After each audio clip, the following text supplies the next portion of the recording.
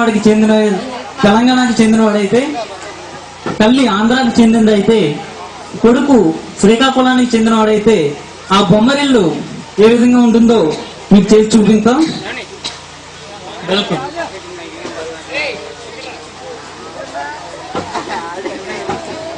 అమ్మ రామ్మ.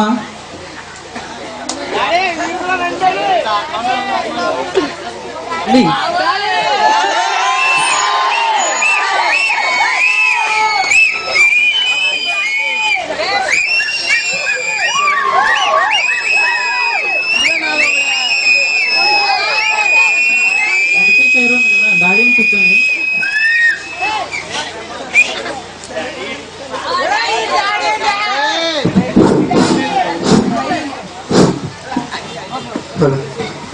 Hello hello hello ready. తప్పు నాదే నాన్న. తప్పు నాదే ఆడంటాడు, తప్పంతా నీదే నువ్వు అంటాడు. అసలు ఏం జరుగుతుంది ఇక్కడ? ఉండే అదే తప్పు నేను ఏం చేసిన ఇవాళ తెలియాలి. మొత్తం మీరే కదా ఇట్లా చేసింది, మొత్తం మీరే కదా ఇట్లా చేసింది. ఏం చేసిండ్రు? నువ్వు ఉండవే. మీరు చేసింది చాలా అన్న, నేను కోల్పోయిన చాలా. ఇంకొద్ది ప్లీజ్.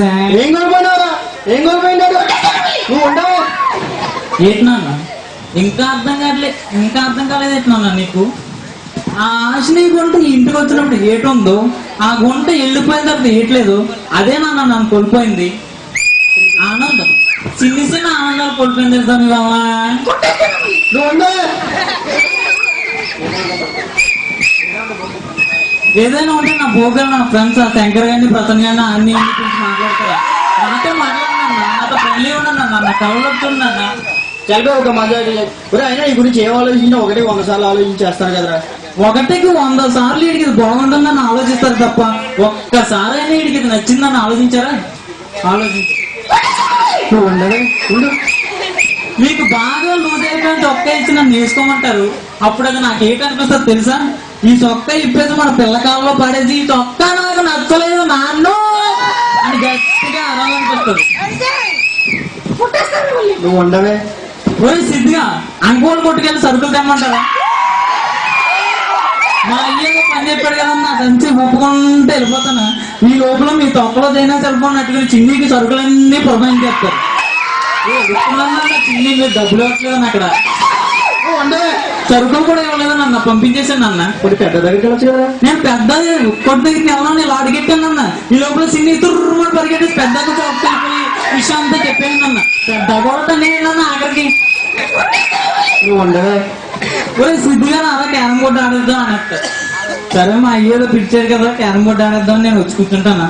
మీరు నన్ను గెలిపించేయాలని చెప్పేసి నా చెయ్యట్టేసుకుని ఆ ఎర్రకాయే, ఆ నల్లకాయే, ఆ డొక్కులోకాయే, నా బుర్రకాయ తినేస్తే ఇంక నేనెందుకు నన్ను ఆడడం?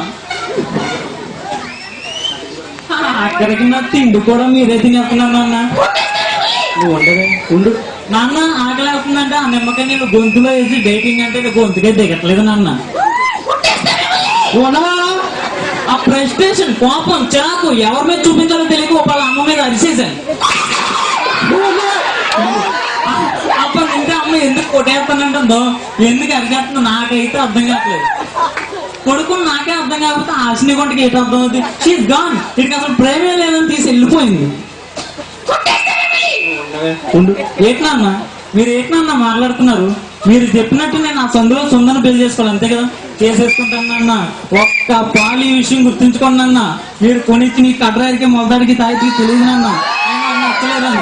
కానీ వచ్చేది సందులో సుందరన్నా, దానికి ఏదో పాలు ఈ విషయం తెలిసిపోతే నీ దోవదిపోతుంది. అప్పుడు సిద్ధిగా లైఫ్ అంతా స్మెల్ అయిపోయిందని మీరు ఎడుతారు, నేను సంతోషిస్తాను. అయ్యో తెలియదురా నాకు. నువ్వు కొట్టినా కూడా తెలియదా నాకు.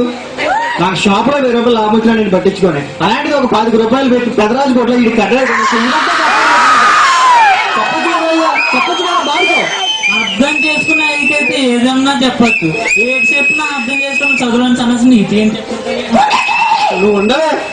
అయ్యో ఓ పాలేడు చూడు అయ్యా, ఓ పాలేడు చూడు. ఇప్పుడు బాబు ఎప్పటికీ నా చేయి మీ చేతిలోనే ఉంది. చల్ చూడు, చూసినావా అండి? ఆడు చేయి వాడి నా చేతిలో పెట్టి నాన్న చేయి నా చేతిలో ఉంది అంటున్నాడు. ఎలాంటి కొడుకుని కన్నావే. కొద్దిగా ఉండు. కర్మ కొద్ది నువ్వు కొట్టావు, కర్మ కొద్ది ఆడో దొరికేది. ఒరే అయ్యా పోనా పో, నువ్వు దేన్ని పడితే దాన్ని చేసుకో, ఎవడో నాకు సంబంధం లేదు. దానికి కొట్టేస్తున్నాని నువ్వు ఏం కొట్టాలి? ఇల్లు ఉంది, ఇంటి దగ్గర కొట్టుకోవాలి. 10 మందిలో కొట్టుకుంటే ఏముంటావు? కొట్టుకో బాగా కొట్టుకో.